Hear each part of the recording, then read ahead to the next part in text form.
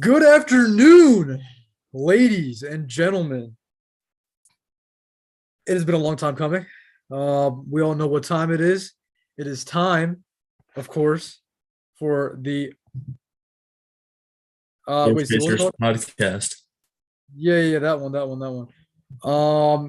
Yeah, so obviously, guys, it's been a long time. It's not our fault. I'm just kidding, it is our fault. And it's probably my 40th time saying that on this show so far, but it doesn't matter. But a lot of things have not happened at the NBA while we were gone. It's just been minor trades and um training camp. So I mean, I guess there's something to talk about. Well, we'll talk about it today, whatever. But the main purpose of today's episode is we're gonna go over the over and under of each team as provided by Vegas, I think. Vegas is over unders. Yes. Courtesy of FanDuel. Courtesy of FanDuel.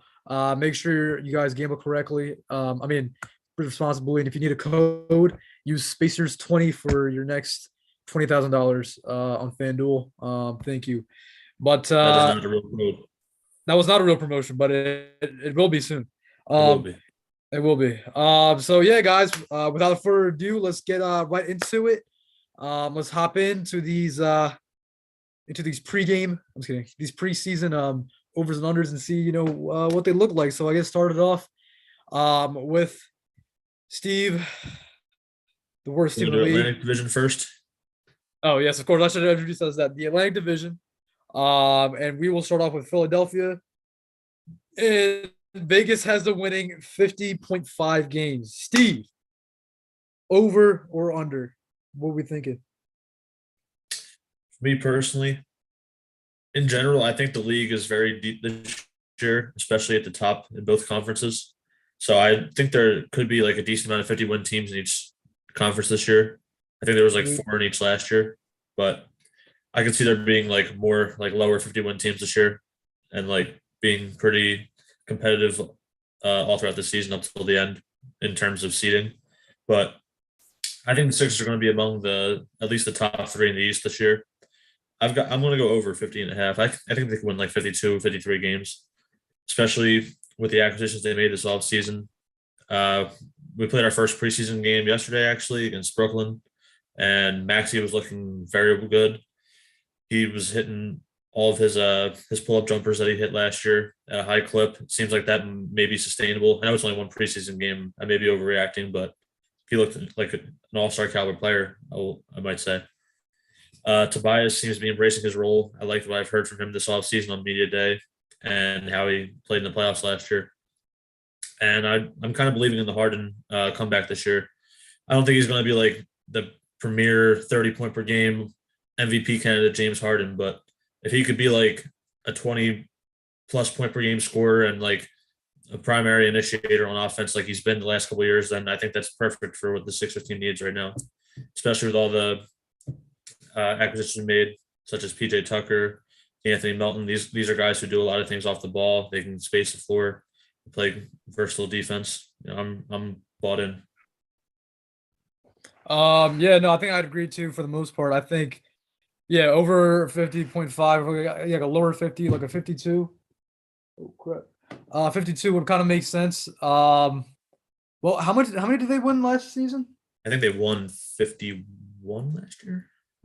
All right, yeah. So yeah, I feel like 51. yeah, Yeah. especially with the offseason additions that they had, I definitely do like how that kind of played out. So I think yeah, like a 54 win pace. I think I definitely like that.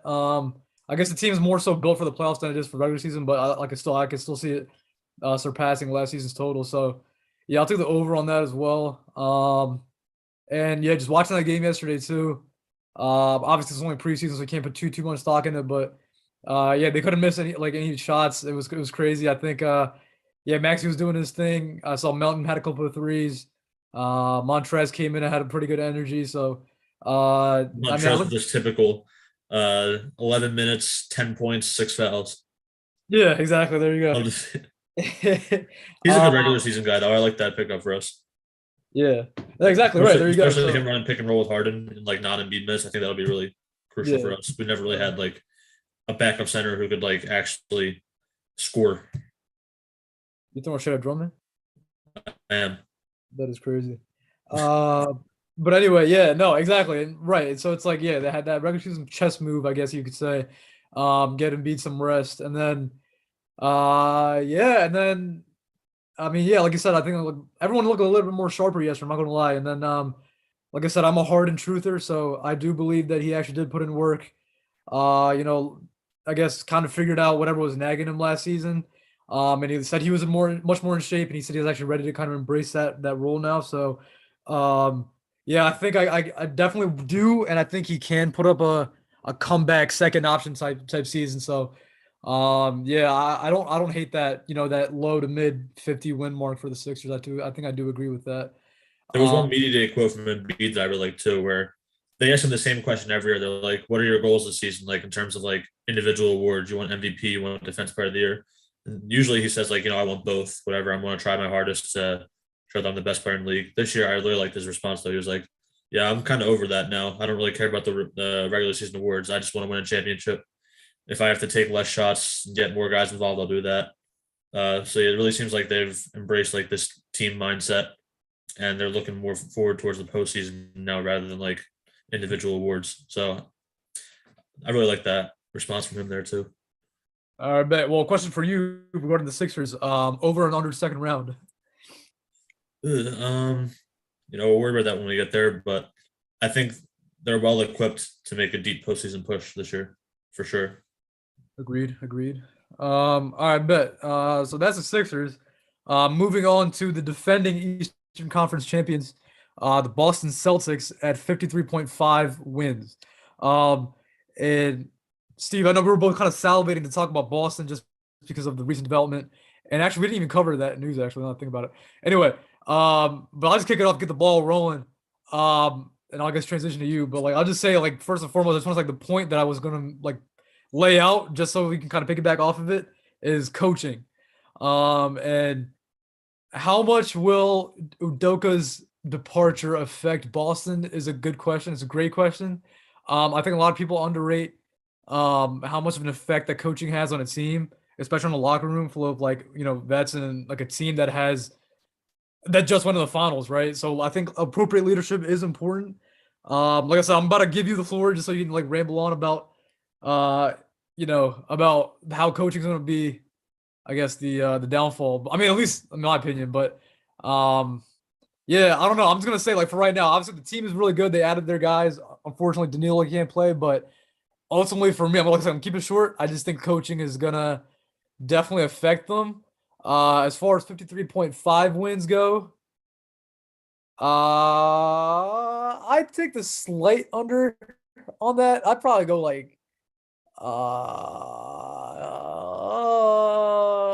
I mean, all right, so yeah, obviously Duke was gone, so but and then like I guess like the makeup of the team, I don't know. I feel like I can still see like a late 40s, early 50s push, but I want to take over on I 53. feel that, yeah. Yeah, but Yeah, my fault. Yeah, I think they're going to take a slight step back this year with all the stuff that's been going on with them this off season. The Udoka thing, nobody really has like there's still not really any full complete details regarding it. And the way that it was handled by the media in general was just pretty terrible to start off with, because there was like such minimal details given out other than the fact that he was in a relationship with someone in the organization and he's going to be suspended for the year. No one knew like any details regarding that. So like all these people like just started jumping to conclusions about what happened and everything like that.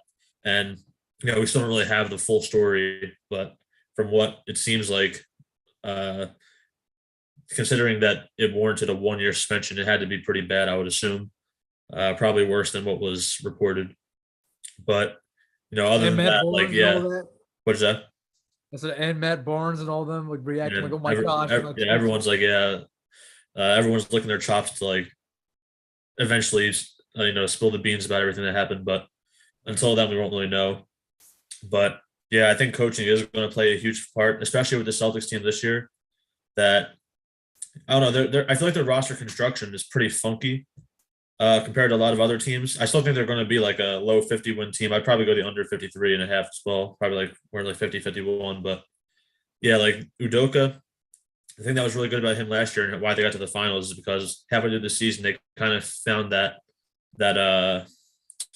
what's it called? that balance between like when to go big, when to go small, how to defend certain teams, how what type of offensive schemes to run, like the ball movement, everything like that.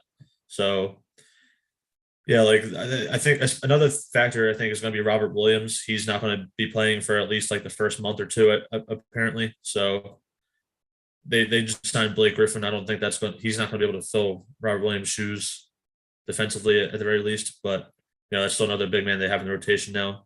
But yeah, like they have a lot of guards off their bench. Like how they're going to factor in Brogdon, Derek White, Pritchard, like get all these guys minutes. Like I don't think they're going to be able to play together too much. They're probably going to have to go small a lot more. Maybe with Tatum at the 5, they were experimenting with that in the preseason the other day. But yeah, I still think they're going to be a very good team nonetheless. Like they're very versatile. They have a lot of winning players.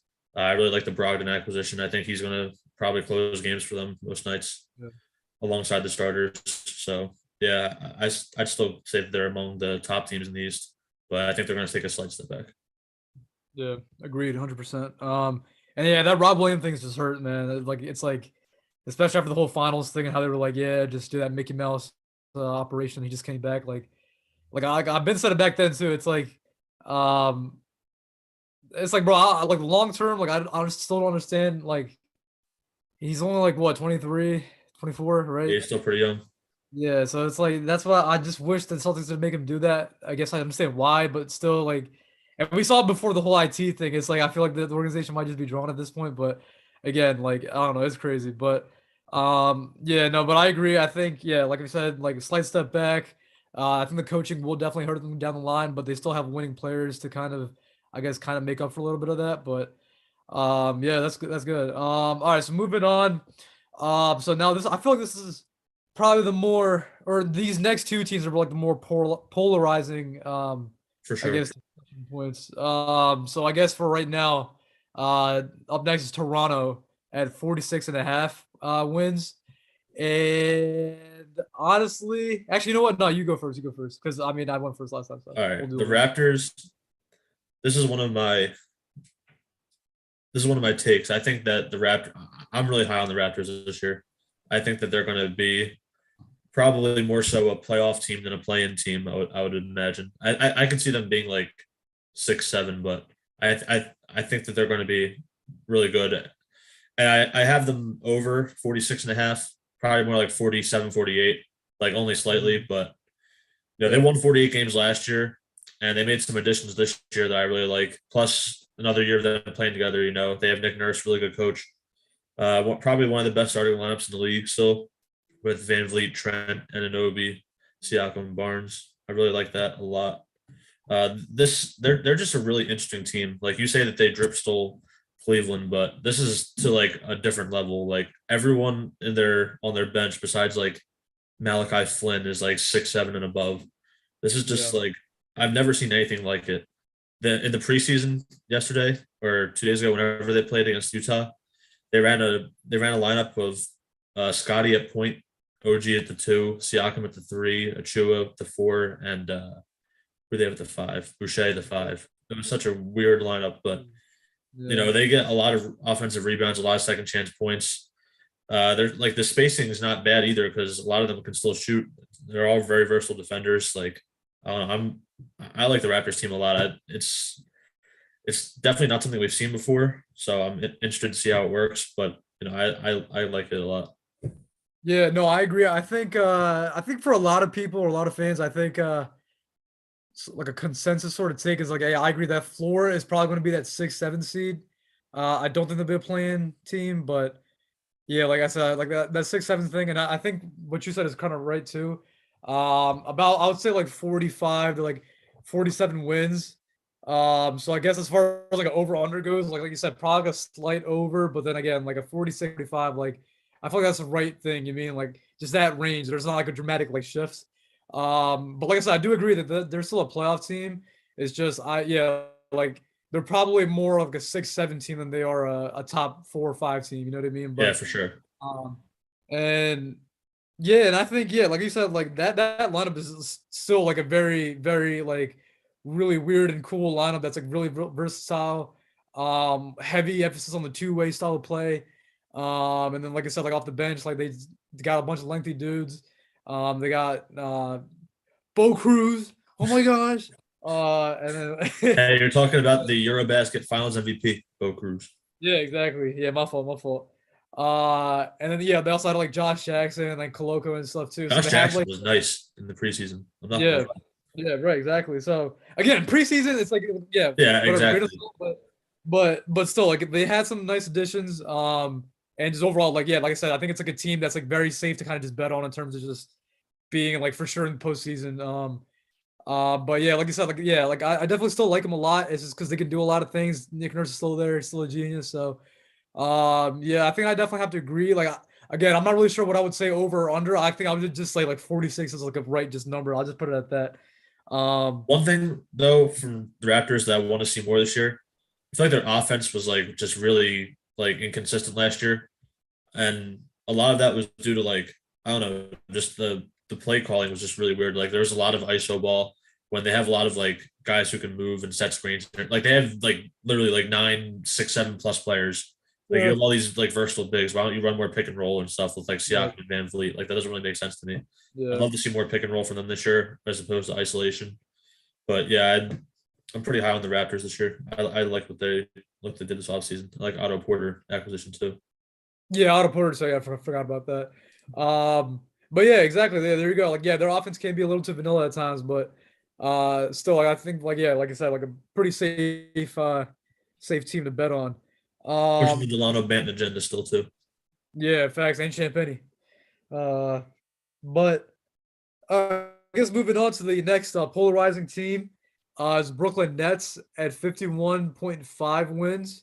Uh, I would say again, I guess this is probably another like a good team that again, like all right, so again, depending on who you ask, you either get someone saying, "Oh, the Brooklyn Nets are a top 4, 5 team," or you could say that they're a playing team. But the thing is, for me personally, I really like how the Nets are built. So I do see them being more of that, like 4 or 5 range, and just going back to what we said earlier, just seeing how actually, I don't know if you said it on the podcast or not, but I should probably did. But I feel like, or me and Steve feel like that. There's gonna be a lot more 50 win teams, especially in the East, to kind of round out that that top 8, or I guess like the top 5, top 6 range. And I feel like the Brooklyn Nets gonna be part of that mix. As far as 51.5 goes, I'd probably say yeah, again like similar to Philly, I'd say like 53, 54 maybe. Um, just because like I mean, obviously, again, KD, Kyrie, you got those 2 guys, and then Ben Simmons. He looked pretty sharp in the limited minutes he got.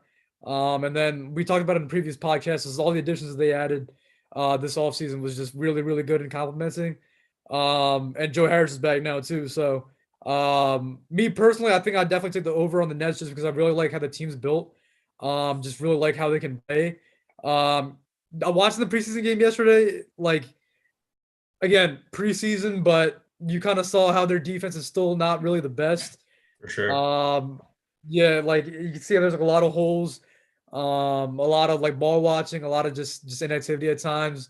So I mean that part is gonna be definitely need to be kind of readdressed. I don't think like again like Simmons and Claxton like they probably turned up another notch in the regular season, but still like I don't know. There's still a ways to go on that front. But as far as like depth and as far as like a top to bottom roster construction in terms of like players that can like fit together and play together, I do definitely like the Nets, and I would definitely see the over on that. But again, similar to Philly, like not an over in terms of like like 10 plus wins, like over the over, but like again like a 53, 54 type thing. But again, it all comes down to the buy-in of Katie and Kyrie and all that, and just assuming again that those guys are ready to go, and they got whatever happened over the summer out of the system, like they're actually ready to go and they're actually ready to play now. But definitely a risky team, I guess, to kind of place your bet on for sure. Unlike Toronto, but yeah, Yeah, this is I'm still like not I don't know, I like this Nets team, but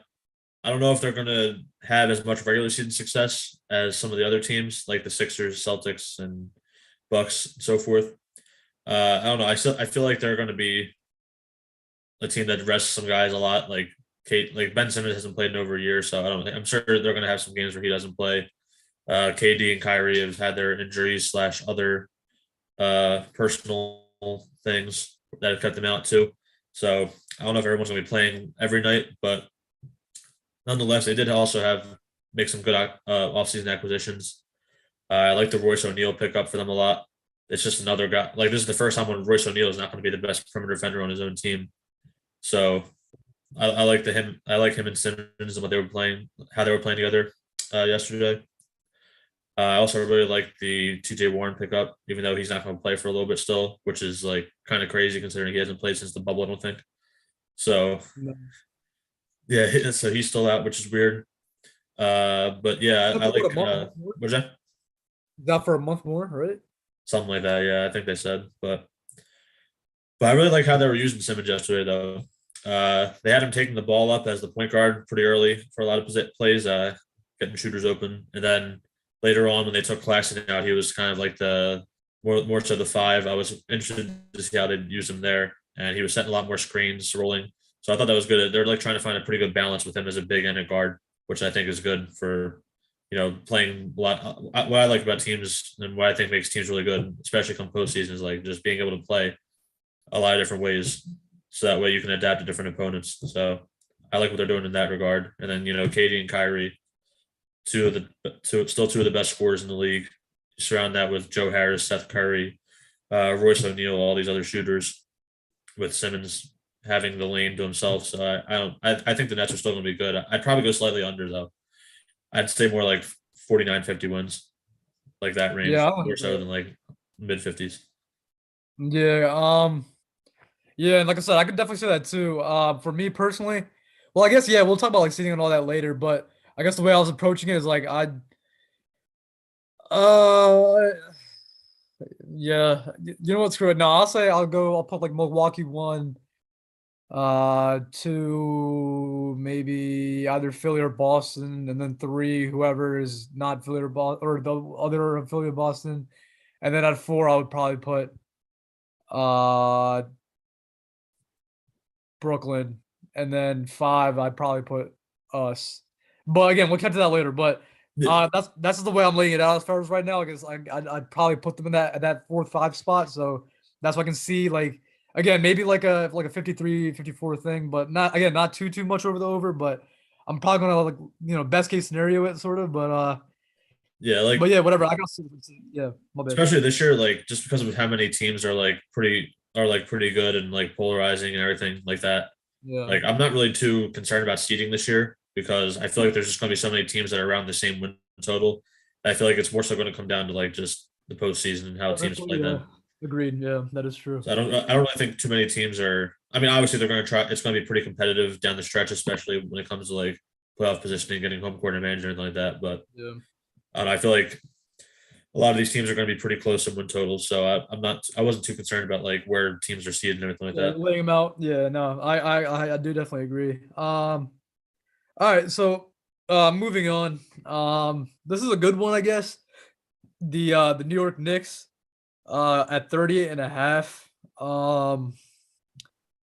I'd probably they won like what 37 last year?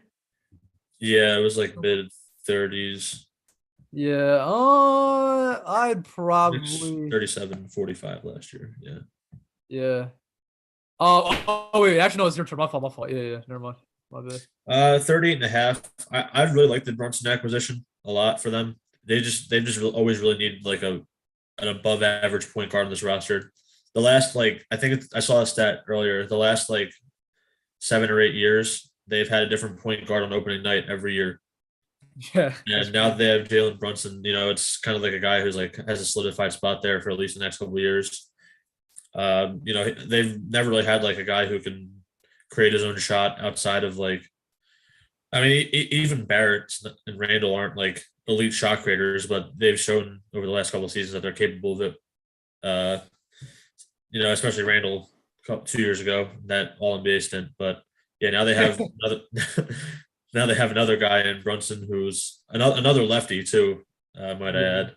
This is yeah. just they could run like Hartenstein in there too and have like a four lefty lineup. Just just That was just pretty fun to throw watch. just throw a big man in the left side of the paint and they can't score in the paint at all. It's They're funny, done for, but yeah. but no, but I kind of like their construction too. They added a little bit more. Uh, I mean, not added a little bit more, but they just another year of their young guys developing. I like Grimes a lot. I hope Deuce McBride gets some more playing time this year. I was telling you before the podcast. Although with Tibbs, I don't know how that's going to happen. You Yeah. still got DeRozan quickly off the bench. Toppin's probably going to get some more minutes this year. Who knows with Cam Reddish? But yeah, I still think that they're going to be slightly more improved from last year. I'd probably go like 39-40. I don't think they'll probably be close to that 10 seed, I'd say.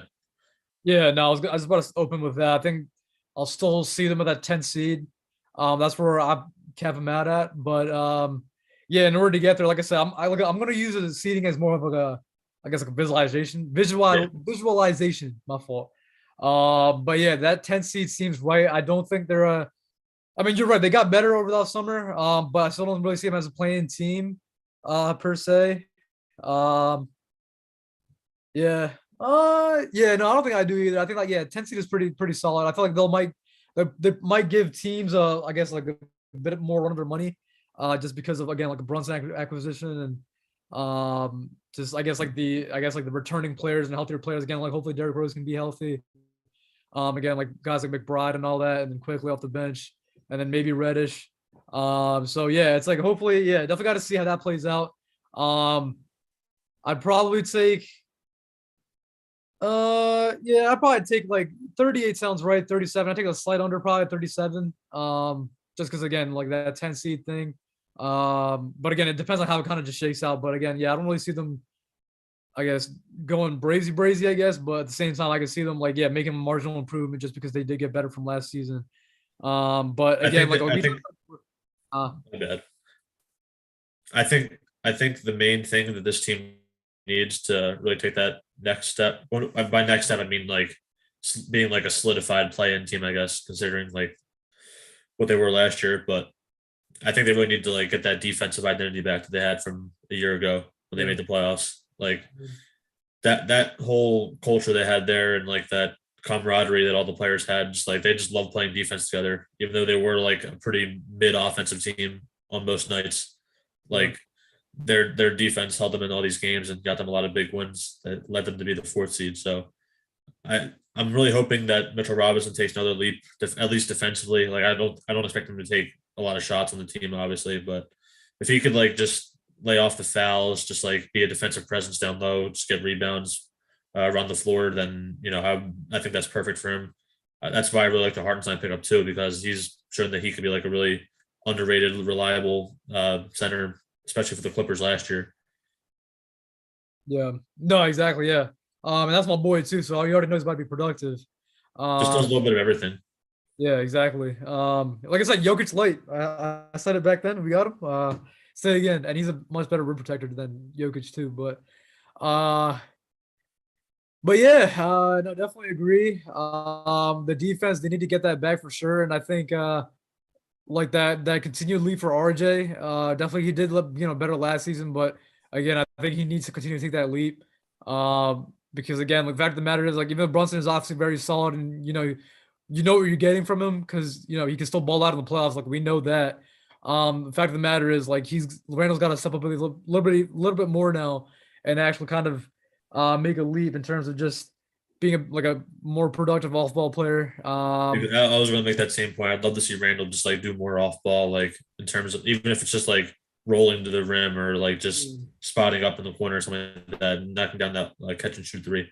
Right, Just exactly, it's just like small things like just like that. So that way yeah, you're able to just like be able to play all. We know what you can do on the ball, right. but the fact that you have these teammates now, like being an off ball player too, is just so important. Exactly. And it's like you need to inherit some roles if you want to win, especially in the postseason. It's like that's just the fact of the matter with any championship team. So yeah, no, I agree. But yeah, like I said, that 10 seed mark, yeah, 38 wins, 39 wins, 37, like yeah, that range I definitely do I guess agree with. All right, so moving on to the best division in the Eastern Conference. And starting it off with the greatest team in the NBA right now, the Cleveland Cavaliers at 47 and a half wins. Um, Let me just say, as a quick pretext, I've rambled on about it before, so I'm going to keep it short. Uh, obviously everyone was aware that we got screwed over terribly by injuries last season. Already listed everything out. But assuming this season that we are healthier than last year, which obviously we're not off to a good start yet because Mobley's out, but whatever. But again, assuming that we're relatively healthy or at least more healthier than last season, I'm definitely taking the over on this. Okay. Definitely taking the over on this. Just because the team as it was constructed last January, so this is after Ricky Rubio and Colin Sexton went down. We were still on pace to win about like 52 games, I believe it was. I think that was on Basketball Reference, some website. I remember seeing it everywhere. So we were on a 50-win pace. But then after everything hit, we were just kind of like, Mickey Mouse slipping by like the last couple of games that we were playing.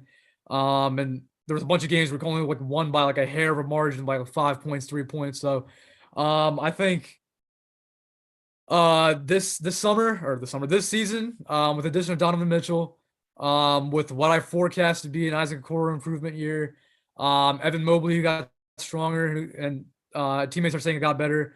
Again, another year of Darius and Jared Allen, and then overall, I think our bench depth is really good too. I think all said and done, we have Ricky Rubio, Karis LeVert, Kevin Love, Robin Lopez off the bench along with Dean Wade, and I feel like we have a lot of depth this season. And like I said, if last season, again, playing how good we played and considering all those injuries that kind of screwed us, and we still won a lot. I mean, yeah, pretty good number of games. And we're still pushing that 15-win margin.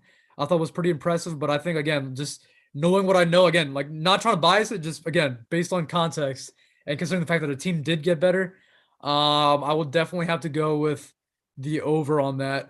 Now as far as dude, my cat's got the zoomies right now. It's so freaky. As far as I guess like the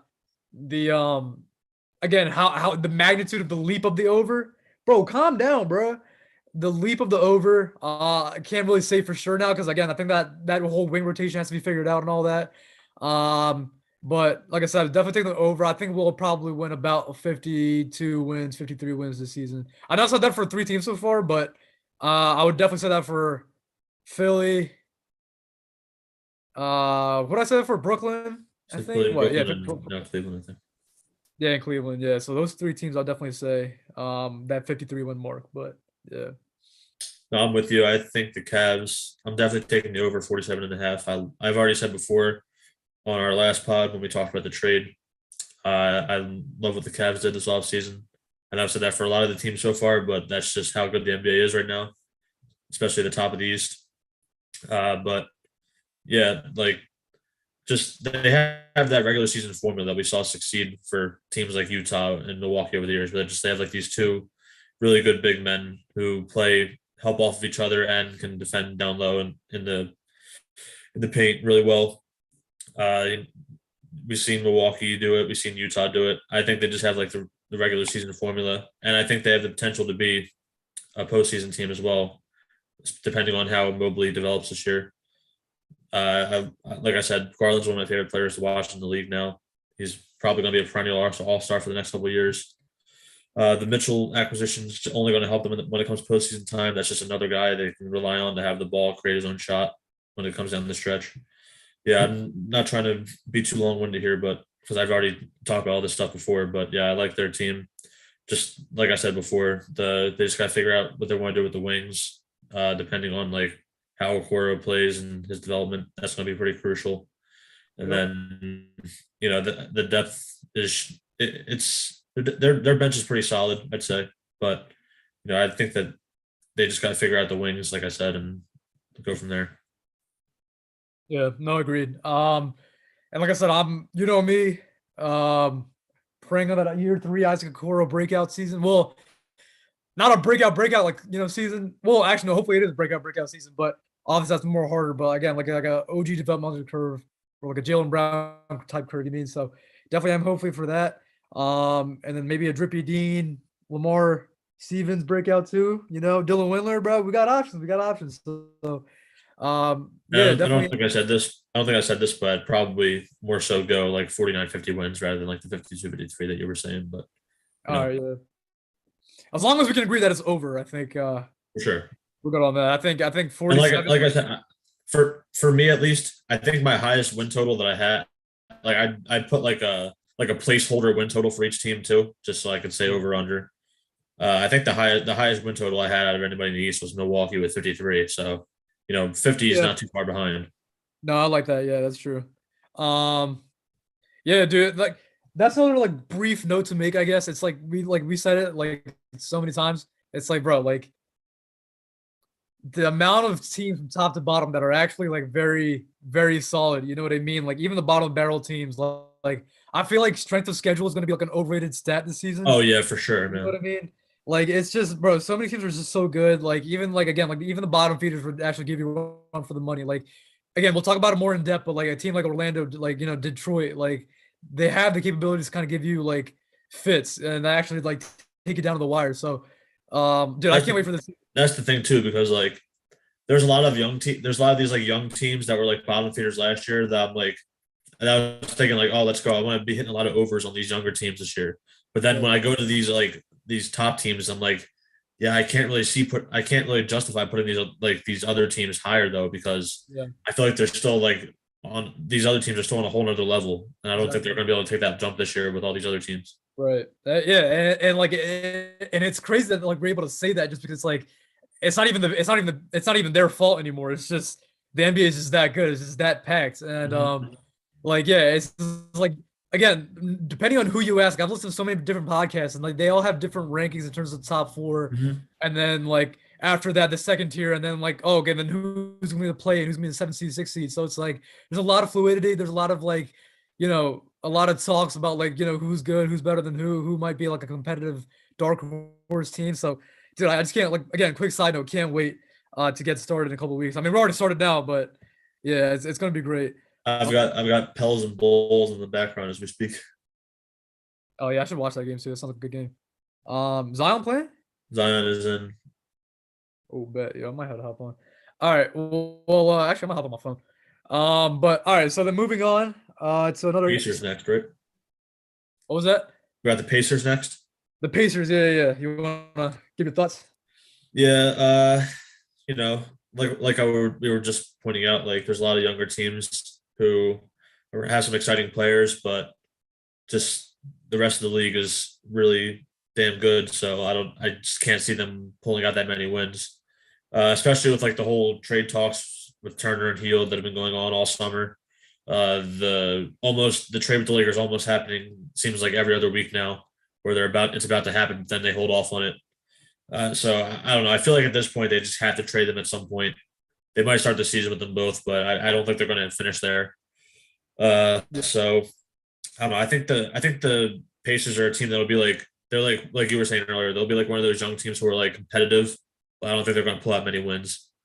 I think Halliburton's going to be like a most improved player candidate this year for sure. He's going to be running that whole offense pretty much. He has like pretty good shooters around him and Healed. Mathurin projects to be a good shooter as a rookie. He might start. They still have Duarte, who's been really good for them. Yep. I a guy that I think is going to make a pretty good jump this year to be like as in like a good like starting slash rotation caliber player. I think Jalen Smith's going to be really good for them this year A as good their dub starting take. Yeah. four. But Agreed. yeah, nonetheless, their over under is 23 and a half, I think. Yeah, 23 and a half. I'm probably going to go slightly under, like 22, just because Yeah. Really. just because I don't think Turner's going to be there all season, and outside of him, the defense is not there whatsoever. They're probably going Yeah. to give up a lot of points, but I also think they're going to score a decent amount of points. So Right. I still think Exactly. they'll be a fun team, but not a good team. Yeah. Yeah, that's a good point too. I think for the way I approach the Pacers, it's like if for whatever reason Healed and Turner finish out the season, which I don't think should happen, I don't think will happen, but if for some reason it does, um I would definitely take the over. I'd probably put it closer to 30. Not 30 per se, but like just closer to 30. But again, assuming that they're gone, I think I do agree with you. I think I can see that 23 25 win mark. But definitely would be like a very interesting to watch. Again, like you said, they got Matherin, um, another leap from Halliburton. See how he does, and then Duarte and all that. And Smith too. And I really want to see a front court of Smith and Turner holding it down for a little bit, just to see how that works. Just that like that's floor stretching, shot blocking type. Please don't sit there. Oh my gosh. Um. Okay. Anyway. They're both pretty versatile too for their positions, which is Exactly. cool. Right. Yeah. And they have good size. It's like not even like they're like a shorter versatile. Like they're actually like tall and versatile. So, I definitely do like how they're constructed. But like you said, it's probably not gonna be a crazy team in terms of like, oh my gosh, they're gonna be like a surprising amount of wins. Um, 23, as far as that number goes, it feels a little flat, like a little, I don't want to say disrespectful, but like, yeah, 23 is like, I can see why they were 23, but I would say more like 25, if anything. But I feel like they'll be a decent team to start the year when they have Heald and Turner. Like yeah, it's good for young teams to have veteran players to right, develop right, right. their players around. So I think they'll Yeah, keep them there till at least like maybe close to the deadline. But then second half of the season, I could see them like going full tank mode just at that point, yeah, I can see that too. Tank for Wemby, I guess. which is Wemby. good. Which is good for the Pacers. They finally moved on from just being a middle team for God knows how long, like the last decade plus. Right, exactly. Again, pray that them and Washington just stop being so mid, bro. It's like if you look in the dictionary, you just see a picture of those two. Um, but yeah, I guess all right. So moving on to Chicago. So this is one of the teams that I do believe will be in the play-in mix, and for that reason, a 50. Where am I looking? Oh, never mind. I'm tripping. 41 and a half. 41 and a half. Yeah, 41 and a half. Yeah, I like that range for them. I think that's definitely like play-in range. I would say like 42, 43 wins maybe. Unfortunately, the whole Lonzo situation is a little weird to kind of read right now. And we all, we kind of talked about it before, how it's kind of crazy how they have a backcourt that anchors their defense. And it's really weird to kind of think about that, but that's what the way it is, and it's pretty cool. But at the same time, with Lonzo's status up in the air and the fact that he can't even run or jump right now is really, really, really, really weird. So they got to figure that part out. And again, I think I put in the group chat like a month ago or whatever. It's like my issue with Toronto and Chicago is like they're still really good teams. It's just while the rest of the East got better, it's like they really didn't do much to kind of improve. It's just everyone else got better, which kind of kind of lowers their prospects a little bit. But again, that's for the reason why I really have Chicago as like a play-in team predominantly, just because it's like they really didn't do much. You know, I mean, nothing about them is really too inspiring. Where it's like, you know what, like they can really come for that, like that 6 seed or something like that. You know what I mean? They kind of sneak in there. So yeah, I think that 41 and a half mark is pretty good. I'll take maybe like a slight over, just like a 42, 43. Just going to assume that DeRozan does his regular season thing again, and then again Levine, and then Cruz is there and all that. So, and again, I think Patrick Williams has kind of been working his thing and doing his thing. So, I feel like as far as the regular season will go, yeah, that's like a good prediction. I think just right about that range. Playoffs again, don't think there'll be anything crazy. But it's like again, it's like I just feel like everyone else got better. But Chicago, like they can still do stuff. It's just from afar, if you know what I mean. But as far as 41 and a half, that's pretty like a safe bet. Like I said, like I'll say like, yeah, like I'd say like 41, 42 wins. Like I said, that playing range, that like 8 ranges is something where I'd put them. Yeah, I'm with you. Like you hit on the nail when you said like everyone got better. They just kind of stayed the same. I think they're really banking on like Vucevic just playing better than he did last year. Hoping that was just like a 1 year thing. I like the Drummond acquisition as much as I'm not a big Drummond fan, but they need the size off the How bench. could I have forgotten? How could I have forgotten? I'm so sorry. You know what? First seed, 60 wins. That's crazy, but yeah, they need the size off the bench.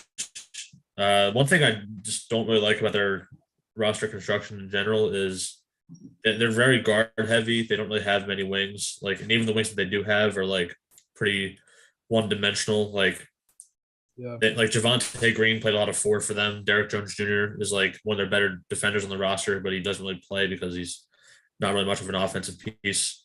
So yeah, they got to kind of figure that out. So that like they're probably gonna have to run. They're like some games they're probably gonna run some like Dragic, Kobe White, and like I guess Dosunmu minutes off the bench together.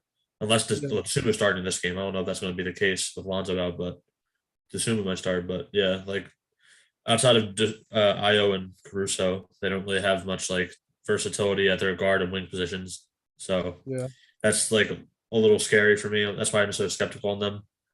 But yeah, DeRozan and Levine are still going to like do their thing. Obviously, I hope to see them put some work in defensively. At least like put in an effort. Like neither one, like Levine some nights would like at least try, but DeRozan's just like, come on, man, you have the size. You're Yeah. they put him on the worst defender every night, and he still doesn't like even try to guard them or like help them or anything like that. So it's Yeah. just I would love to see something from them defensively, but I don't know. But yeah, I'd probably go like a slight like 41 and a half. That's I'd probably say around like 41, 42. Yeah, I don't know. Probably like I'd probably go slightly under maybe like 41. Yeah. Right. Exactly. Yeah. Right. There you go. Bada bing, bada boom. Actually, that makes sense. All right. Whatever. Oh, right. Okay. All right. So moving on to Milwaukee. Which again, we both agree that they probably, in my opinion, will be the first seed. And like you said, like your scales, like you have to put the 53 win mark. I think I do. So since I said I have, all right. So the way I see it, actually, hold on, my fault. First of all, before I even say anything, did I open for Chicago? I did, right? So actually, never mind. It's Yeah. all right, my bad. Okay. Well, Milwaukee. Yeah. Like I already said already that I had them around like 53, Yeah. around like the first or second seed in the East. Um. Yeah. Just like I think they would have made the finals last year if they were fully healthy. But Middleton was out. Now he's back.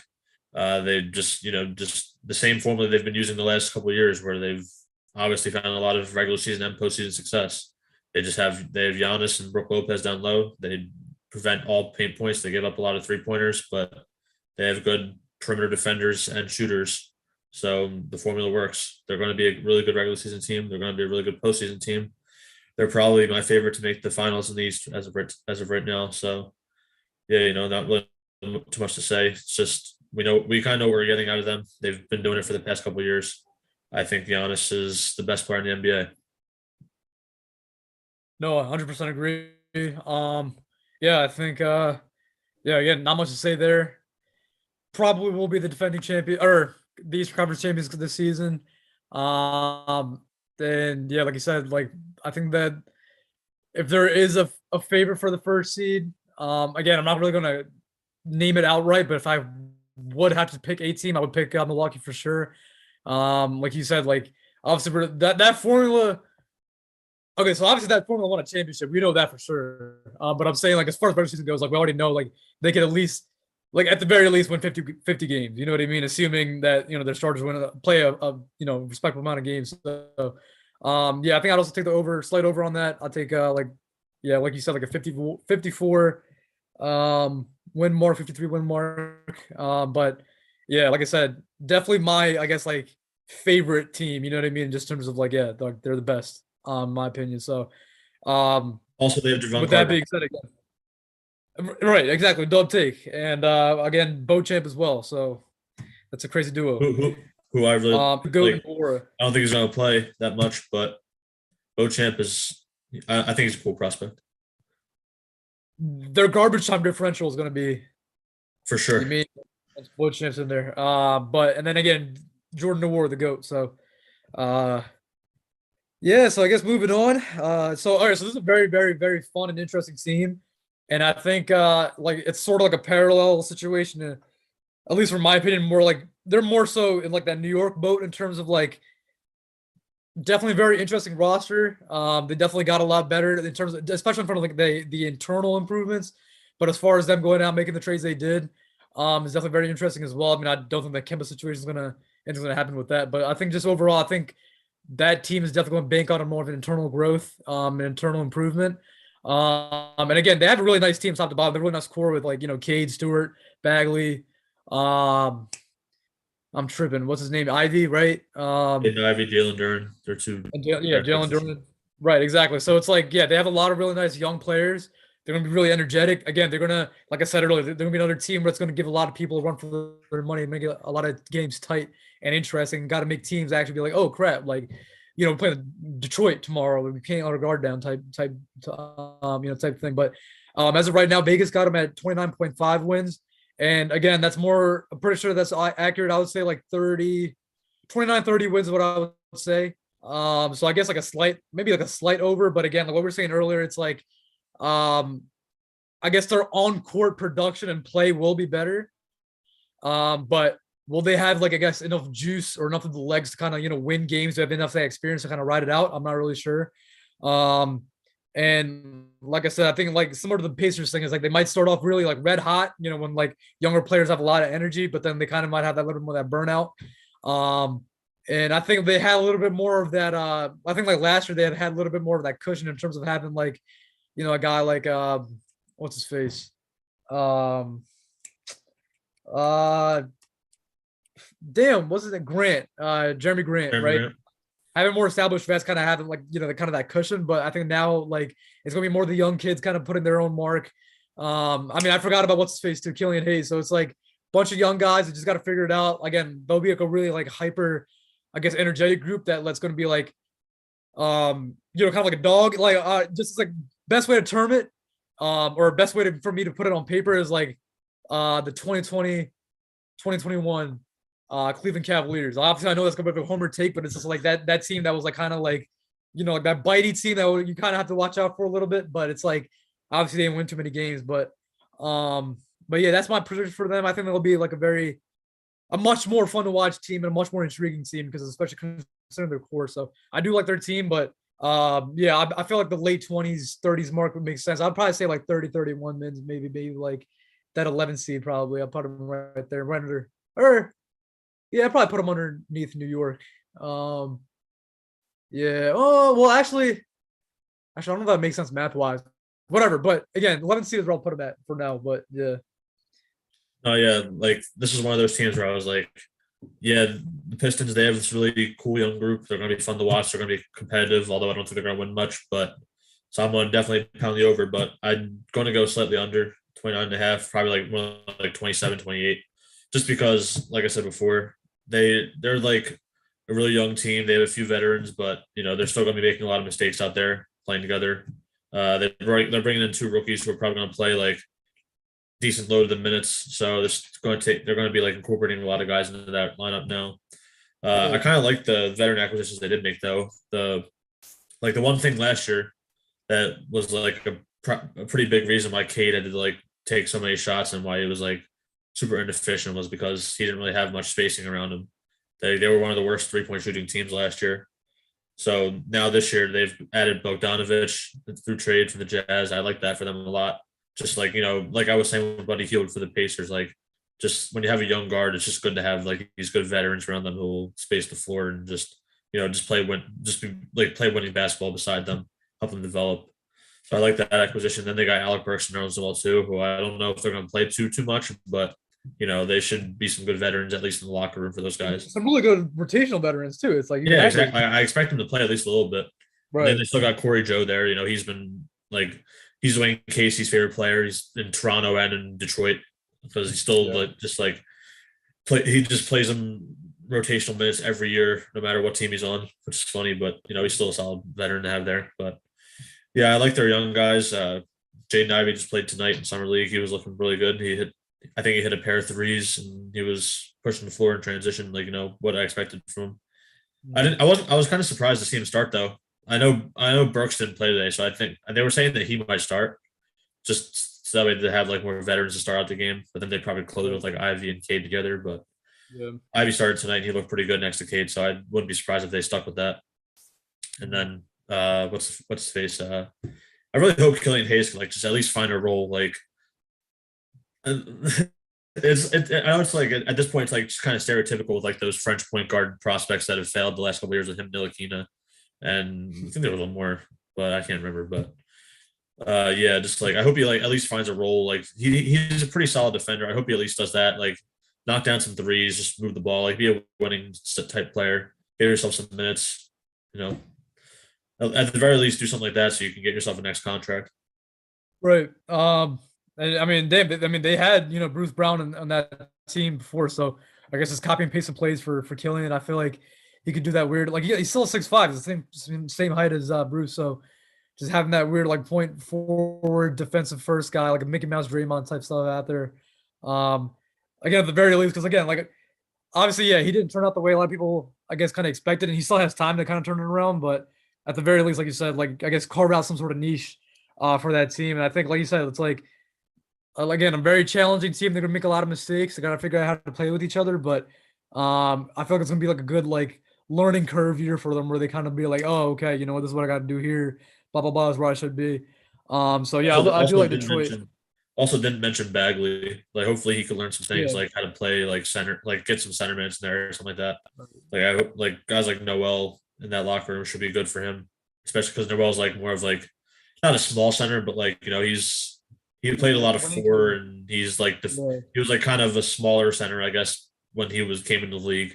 So he kind of had that like power forward to center development type thing. right. So I think that would be a good guy to have for him there. Yeah, definitely. And I mean, we even saw once he got there, you know, after the trade, like he started his production started uptaking. Like you can see, he looked a lot more comfortable. So I think that change of scenery definitely did help. So yeah, that is true. Bagley definitely a name to watch out for. Also, shout out Um, Isaiah Livers. yeah, facts. And Luca Garza. He's not on the Pistons. Oh, he's not? He is with Minnesota now. I think What trade was that? it wasn't. I think they just didn't pick up his option, and then he signed with Minnesota. Oh, damn. All right. Well, I guess I'm a dickhead then. Is Luca Garza going to challenge Nas Reed's minutes? I don't know. Maybe. Probably not. Uh, probably not. Well, I mean, the thing to consider is that Nas Reed's from New Jersey, so Oh, true. yeah. Towns from Jersey too. So Luca Garza Yeah. starting for. Down. I'm down. Um. All right. So I guess all right. So moving on to the Southeast Division. So yeah, Atlanta. yeah. I mean, wait, hold on. Did I go on? All right, hold on. Hold on. Who's Oh wait, turn? no, yeah, Southeast now. Yeah, no. I was like, no, it's your turn, right, for the Hawks. Oh, yeah, I think so. Yeah, I'll take it. All right. 45 and a half for the Hawks.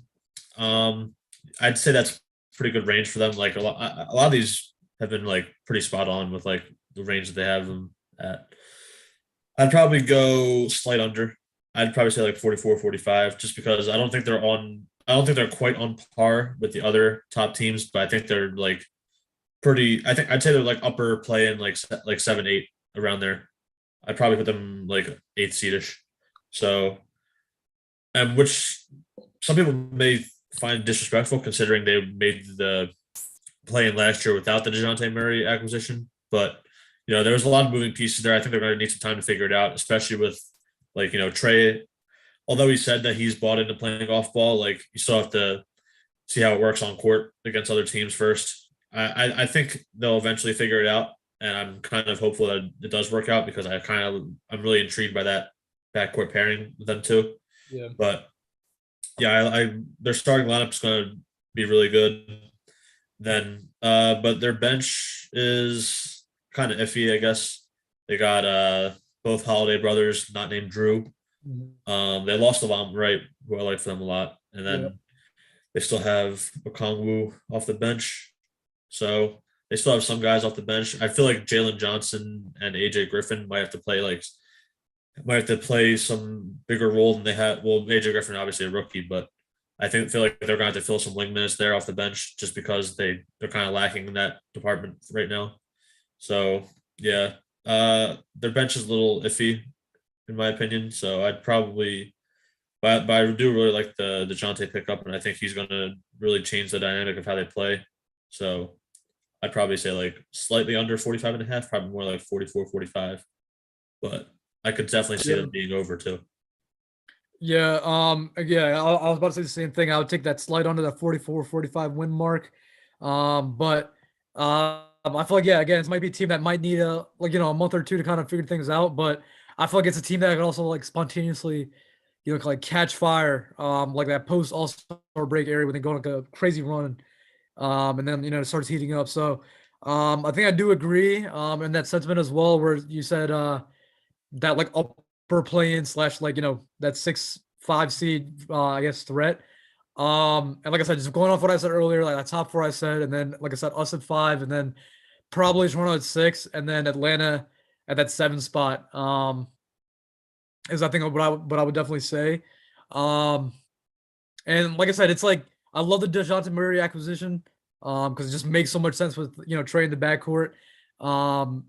But the fact of the matter is, it's like again, look, we said it before, like, the bench is kind of just depleted now. They lost Herder.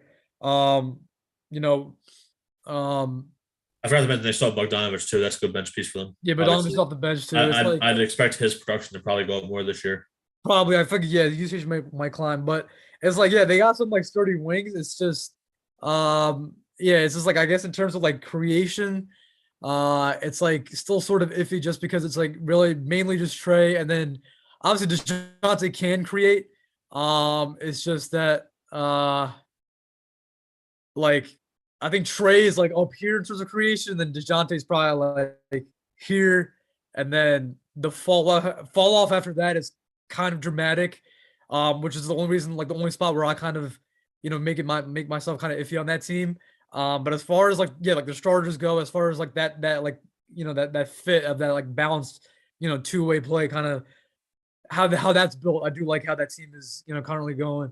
And Similar to how I said with the Knicks, I feel like they got to kind of like regenerate that defensive identity they had in the playoffs during that conference finals run they had a few years ago. Like John yeah, Collins and Capella were defending their asses off. Like I remember before I was talking about how like Capella was like a Gobert light that season. So I yeah. feel like they kind of maybe not to that extent, but at least last year was pretty disappointing in on the defensive end for both of them. So I feel like they've both kind of stepped up in that department.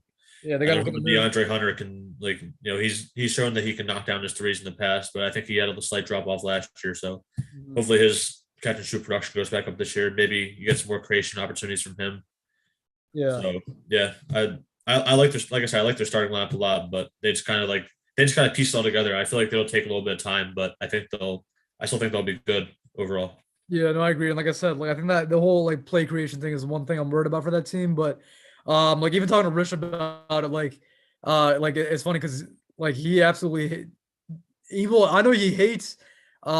He said he hates Clint, and he was disappointed by DeAndre last season, and he's starting to kind of tick him off a little bit. Just because he said, like I think Rich just kind of said it's more like a marginal, like well, not marginal, but I guess like the growth curve hasn't been as, um, I guess as smooth as everyone was kind of expecting as far as like Hawks Mhm. fans go. So like I know like as far as Rich goes, I know he's like a diehard Hawks fan, so I feel like that's kind of a common sentiment. So again, got to see how those guys do this season. Like you said, like defensive thing, they got to get that back, and I think like again, kind of figuring out how to play off ball with each other is definitely an important task.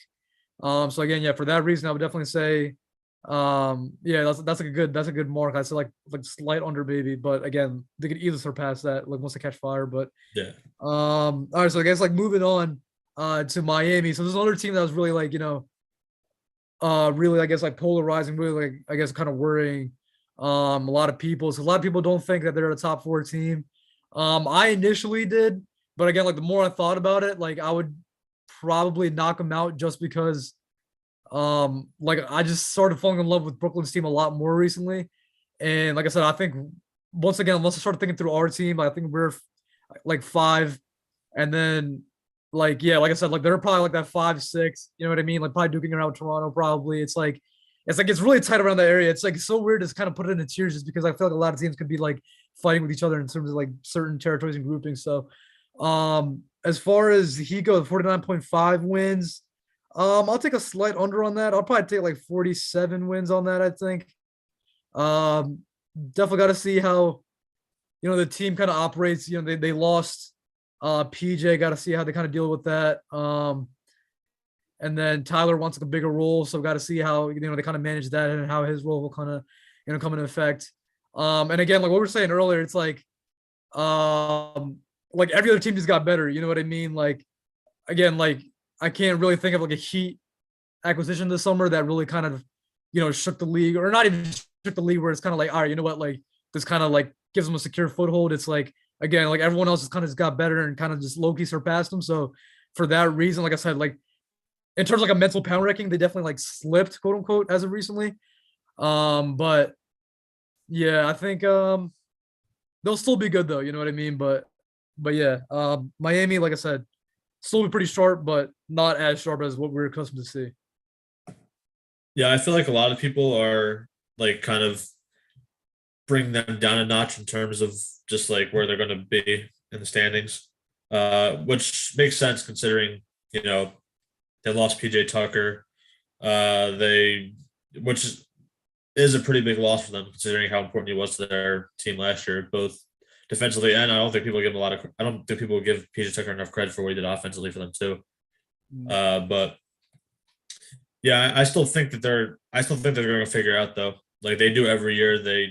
I feel like every year they have like this in-house development where they always take like another step with their younger guys. They like find people off the street literally and just bring them in. They're like, all right, you do this well, so you're going to do this for us.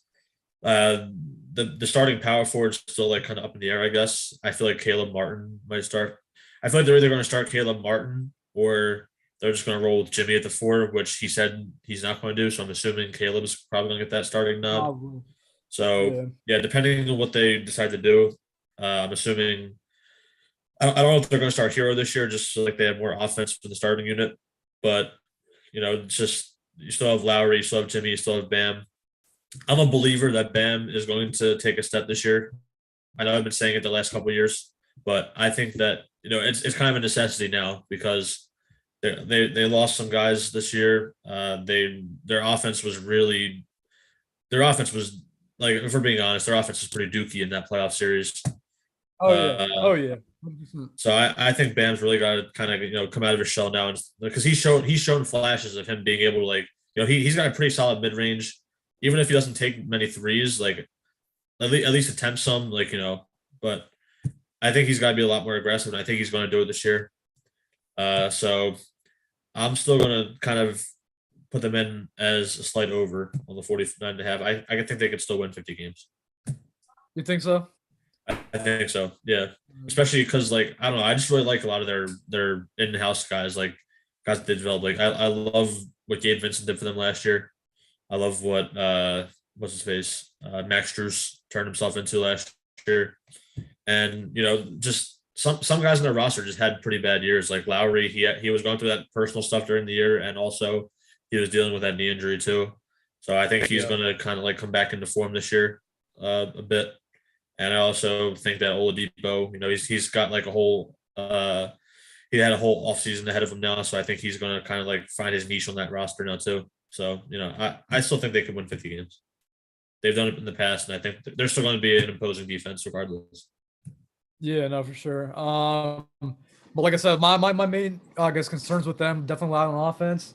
Like I hope Kyle Lowry has a bounce back season just because like again like what he should be bringing should be helping to generate a lot more better looks for that offense, for that team in general. So yeah, I think hopefully Lowry can kind of bounce back. Like I said, Hero definitely does want that bounce back, or not bounce back. Hero definitely does want that increased I guess offensive load. So again, it's probably going to be like middle class 130 season, million. like, He's definitely going to be getting it. yeah, no, for sure, right? Especially with that bag, which we could probably talk about. We can debate it later. In my opinion, that's a lot of bread. Me personally, I would have done that, but we'll talk about that later. Anyway, but yeah, off the bench, like yeah, we probably be like a lot of heavy minutes off the bench, and like I said, like the Martins, and then other guys that they have like the Strus and like Gabe Vincent, blah blah blah, everyone. So it's like their offense is definitely a big question mark. I definitely have to see how that goes. I don't think Jimmy at the 4 is gonna be like I guess like a popular lineup, and it definitely will happen, but I don't think it's gonna be like too plentiful. But yeah, no, I definitely like Miami. But I think I'd still kind of take like the under on that, the slight under.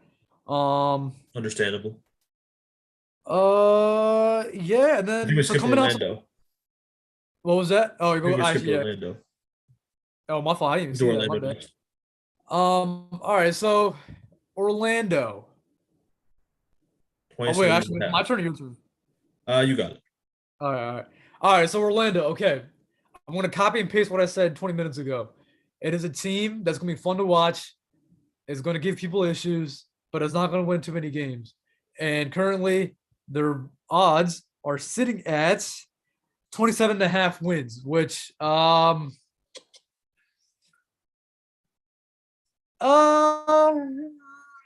yeah, I take this. Ooh, yeah. Similar to what I said, Detroit. It's like I can see it, but at the same time, I'd probably give them like yeah, like a 29, late 20s, more of an upper 20s like maybe like pushing 30, but just because again, I feel like their team is a little bit more, slightly more ready to win than Detroit's is. Like we talked about it before, Mo Bamba. I think what's his face, Wendell is going to have a really good season this year.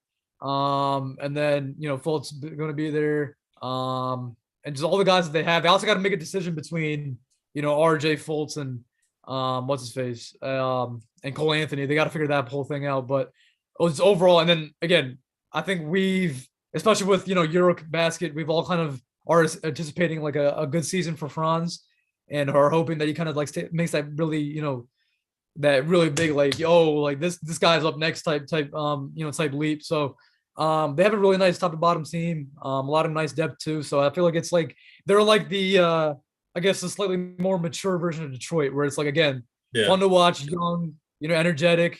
Probably won't win so many games, but it's like, but they're ready to win more games, if that makes sense. You know what I mean? Yeah, they're kind of like Detroit. But they have a few more years under the belt together. Right. Like, I don't know. They just have a lot of young guys that I really, really like. 27 and a half. I'll just get out of the way. I'm going to go over. I'd probably say like 30, 31.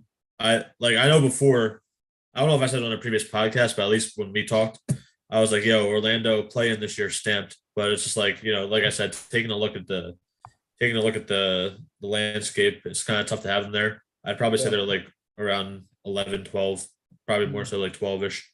But yeah, I'm anticipating big leaps from guys like Franz Wagner. Especially like you said in Eurobasket, he's looked like a star there. And I know obviously a lot of guys and a lot of like role players in the NBA look like stars there. But it's like being that young and doing that in that league, it says something to me. And I think that a lot of that can be translatable to how he can play with this team going forward.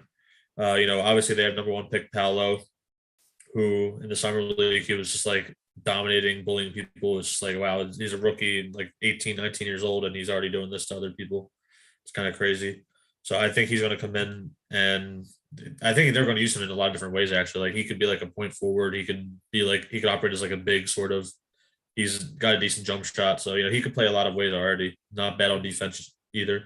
Right. But yeah, like I said, I really wish Gary Harris was still playing just so they could have like another veteran piece there in that lineup with them. But he's going to be out for probably the season. It was ACL, right? Meniscus, I think. Oh, it was a meniscus. Oh, so maybe maybe come back like towards the end. Yeah, probably towards the end, if anything. But yeah. But yeah, like you said, that guard room is pretty heavy right now. They got to kind of try to figure that out. Get all those guys some rep this year. Markelle, I think they said he should be back for the start of the year. He had like a toe, like a broken toe or a toe injury, something like that. But he's just so unlucky, man. Like he broke his toe just like walking in his house and stubbing it. Like it's just freak accident, stuff like that. Yeah. But yeah, once he's back, I love what he did down the stretch last year. But yeah, I'm really looking forward to watching this Orlando team. I also want to mention Suggs too, because he had he was pretty hyped up prospect coming into the league, and then first year in Orlando was a little bit underwhelming. He was still one of the better defensive rookies though, which is a good sign.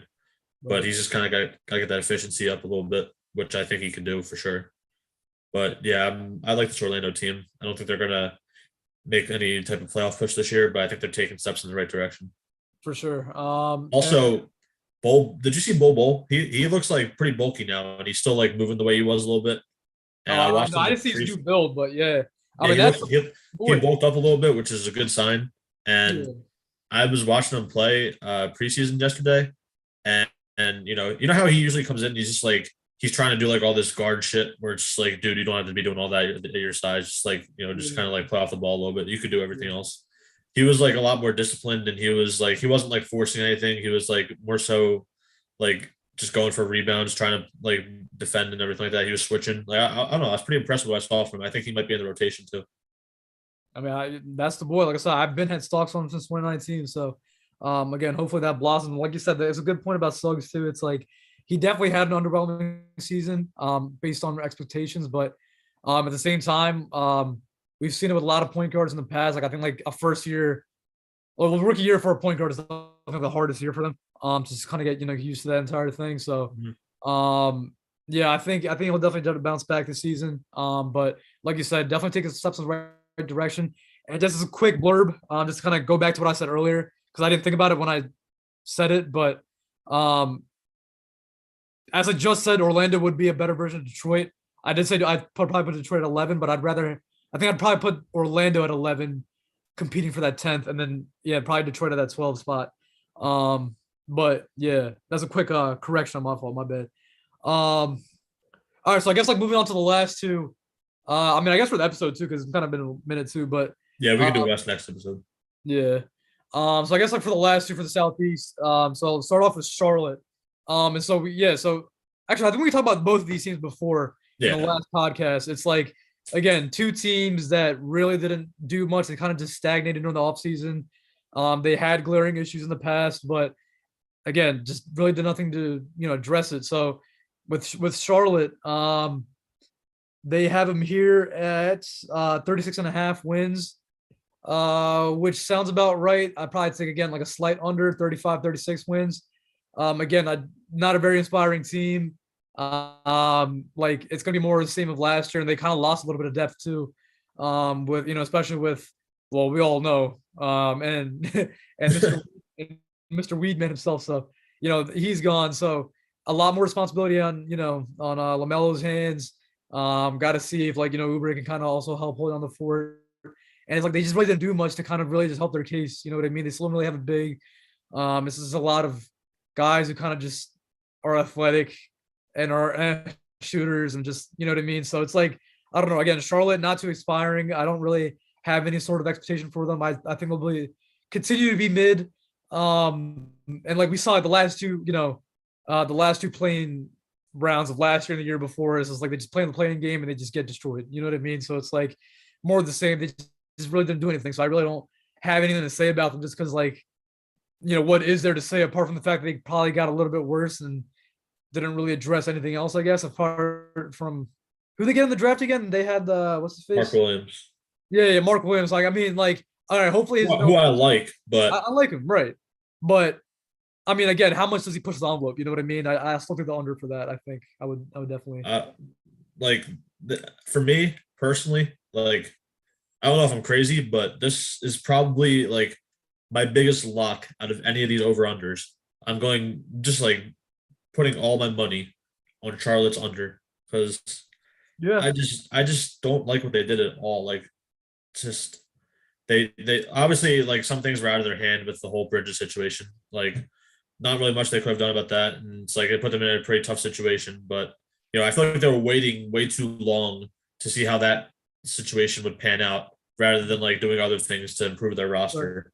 Especially Yeah, when you have like guys like Lamelo, Terry Rozier, you have a guy like Gordon Hayward who you're paying a good amount of money for. Like obviously, it seems like they want to win at least, but yeah, they haven't made the right moves to do that. Like I like they have guys that I like Cody Martin, I like Jalen McDaniels off their bench, but with a coach like Steve Clifford, I especially like with some of the young guys they've got like Book Knight and Mark Williams, like I don't think they're going to be playing much minutes just because they have a guy like Clifford who's going to prioritize playing all these veterans when it's obvious that they're not going to win games in this Eastern Conference this year. I feel like they should exactly. move more towards like development a little bit. But obviously, you Right. have like an all-star guy like Lamelo and some other complimentary guys, so it's like you're kind of just stuck in that middle area right now. There's not really much you can do. But I Yeah. think they're going to like their defense. Their defense looked disgusting in that preseason. Like obviously, it's preseason, like Sure. we've been saying, but they were doing that all last year too. Like that defense looked Exactly. disgusting. Right. But Yeah. yeah, I, No. I I expect Lamelo's probably going to put up some really good numbers just because he's probably going to have a lot more responsibility offensively now. Because Right. Bridges was a huge part of their offense last year. Exactly. So Exactly. I feel like Lamelo and Terry are going to have to play like 40 minutes a game each because they don't have any other backup guards either. They don't. I don't think they have a backup point guard on their roster right now. They traded Ish Uh, Smith yeah. and like I guess Book Knight's the backup point guard, but he never really played much league guard in college either, so he doesn't really have any experience there. So yeah, it's this. I don't like their lineup at all really. Yeah. Steve Clifford, I don't like the decision to bring him back, especially with a young roster like this. Like a Right. lot of the things they did just didn't really make sense.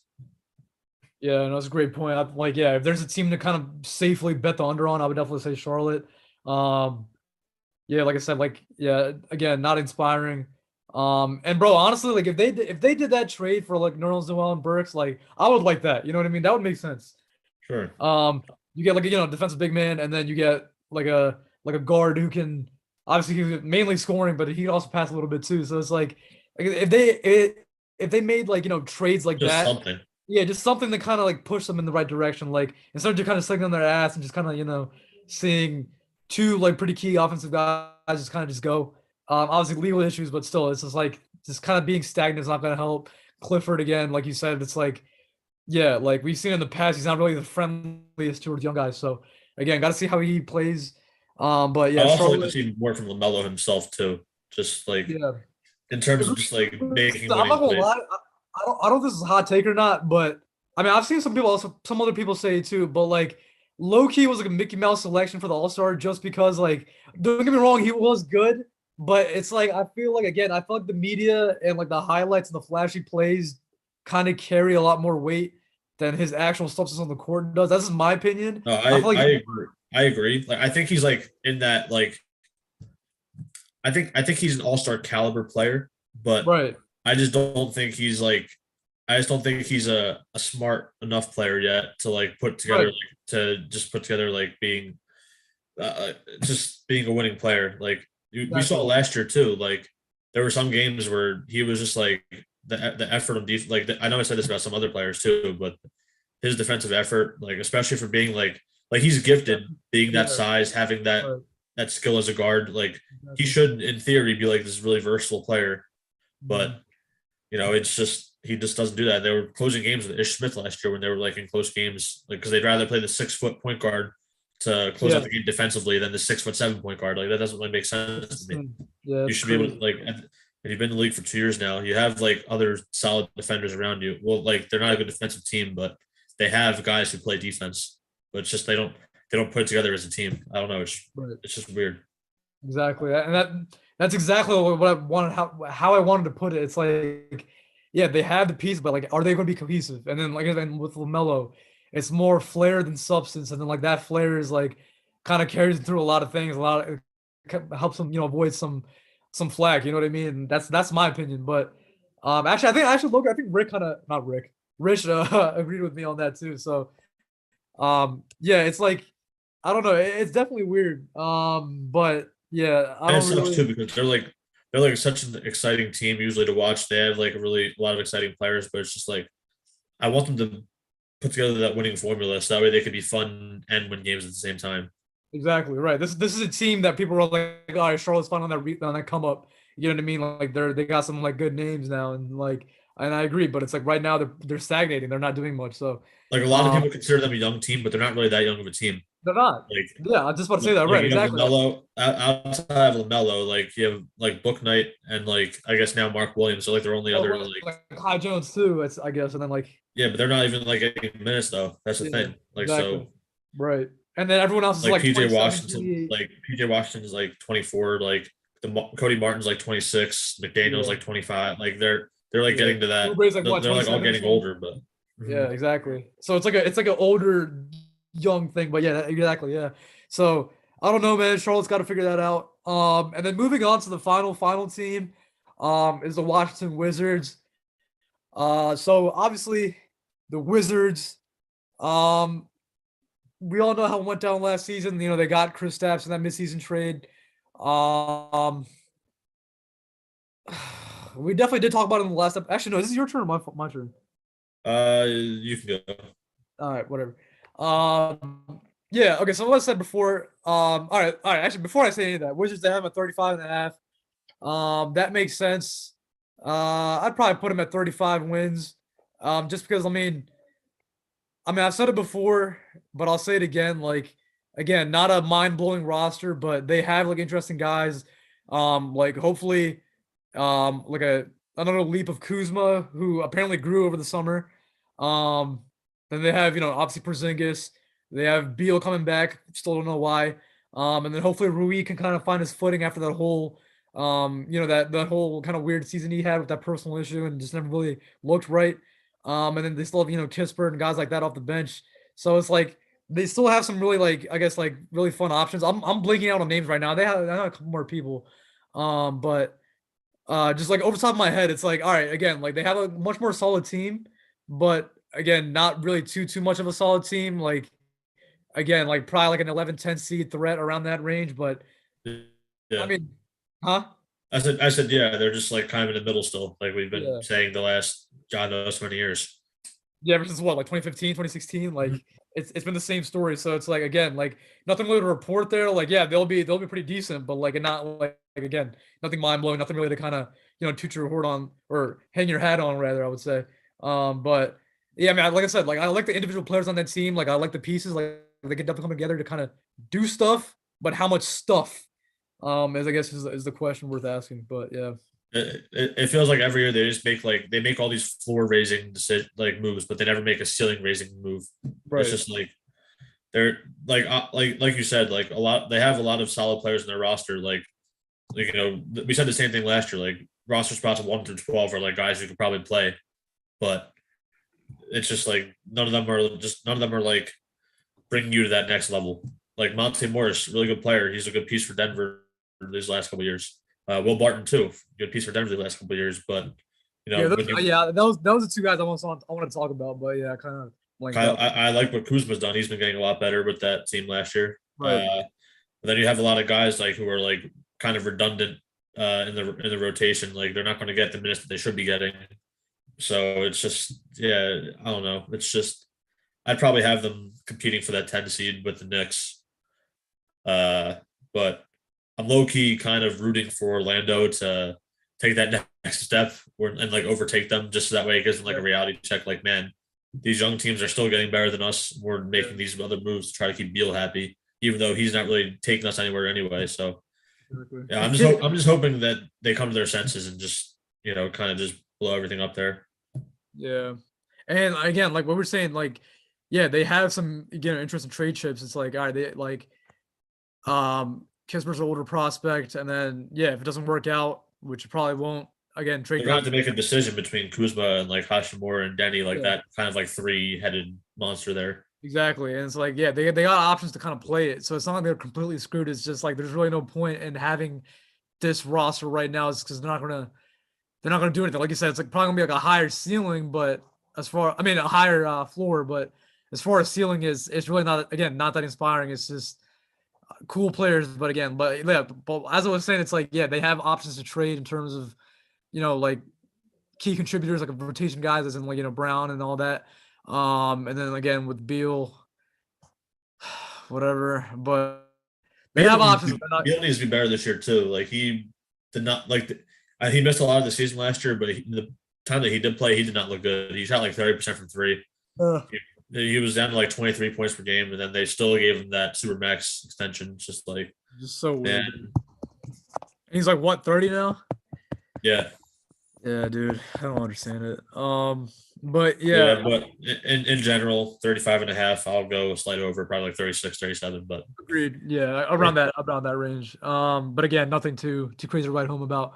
But like I said last episode, I just haven't seen a good like in the next decade. I want to see a good Washington team and a good Sacramento team. You know what yeah, I mean? Like they just been so mid for so long. It's just like, all right, bro, come on, let's pick up the pace here. But and um, their fans are so loyal too, but they just yeah, it seems like they're content with just being like in the middle. I don't understand it. exactly. It doesn't make any sense. But yeah, so I mean, I think that's as far as that goes, that's the entire Eastern Conference. I think we basically have like the same answers for a lot of the teams. I think like Vegas did a good job in terms of like predicting the win totals. Mhm. Obviously, I think again, quick example like a Cavs or something like that. It's like they're probably basing that more so off last season how that played out, but um, that's probably one of the teams that will have like a higher over. But again, just overall, again, I would say it's for the most part pretty accurate. A lot of these teams, like we just said, gonna be a lot of competitive teams. And like I said, strength of schedule is probably going to be a more irrelevant stat this season, just because again everyone kind of improved, and again hoping and praying for like health across the league. Not off Yeah, to a great start yet. because obviously like all of these predictions that we're doing right now are like we're assuming that everyone's gonna be fully healthy, but we Right. know that there's always at least one or two cases where some of these teams just like take a downward spiral because of something unfortunate Something happening. crazy, But right? Exactly, and it sucks, but that's the reality of the NBA. But again, like the fact that we're able to kind of say like as of right now, like that every team should be solid is like a pretty good feat in itself. So, um, yeah. So I guess that kind of wraps it up for the Eastern Conference. Next episode we'll probably do later this week. Um, and kind of go over, the Western Conference predictions. And we actually might talk about the preseason game tomorrow too. You know what I mean? Screw it. We'll just probably throw it in there too, just as a quick. we're going to be at the Sixers Cavs preseason game tomorrow. Yeah. So Which if you guys we're have any gonna- questions you want us to ask in the post game presser, let us know because we won't get pest presses, so it doesn't matter anyway. But yeah, it should be a good game tomorrow, but should be a good week. Again, preseason's back, thank God. We're getting back to the regular season soon. What, like 2 weeks? Right? Am I tripping? October 18th. So yeah, like 2 weeks from now. 2 weeks. All right, bet. Yeah, I can do that. Like I said, I can hold down preseason until then, so we're chilling. But Haven't yeah, got guys. playoff baseball till then. Yeah. I mean, you know what? No, actually, you're right. I'll hop on. Phillies clinched playoff spot, baby. The drought is over. Let's go fightings, bro. How about the fightings? Let's go. But yeah, I will be watching that too.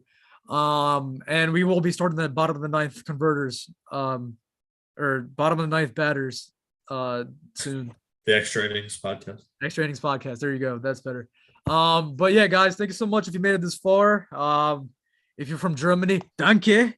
And yeah, man, if Wagner. you're on Spotify, I mean, well, actually, if you're on, yeah, Franz Wagner, thanks for support. Well, yeah, if you're on YouTube, do drop a subscribe. Oh, I can't talk. Do drop a subscribe, like, do whatever you got to do. If you're on Spotify, Apple Podcasts, Anchor, Breaker, whatever you're listening on Google Podcasts, make sure you like it. You know what I mean? Drop us 5 stars, show the love, spread love. I think the YouTube has been doing pretty good numbers, but we need to get the streaming numbers up too. So definitely, guys, show love. And like we said, I know the content has been slowing down, and we really are slacking, but there's just so much stuff to figure out. And the YouTube channel will be definitely starting soon. Just got to figure out like a couple of days where I can get a day off and put something together. I don't know. We got to figure that part out. Everyone's really busy right now. We can never get together on the same day, it seems like, but Exactly. we're trying our best. Right. And yeah, like I said, if you hear the message right now, thank you so much. We're about to be global, so thank you. You're thorough. But yeah, guys, I guess we'll catch you on the next episode. I am signing out. I'm Christy, and Steve, say goodbye. Hope everyone has a good week, and we'll be back in 2 weeks. Well, we'll be back later this week with another podcast, but we're ready for the regular season in 2 weeks. I'm hyped as ever. Let's get it started. Let's get it started, baby.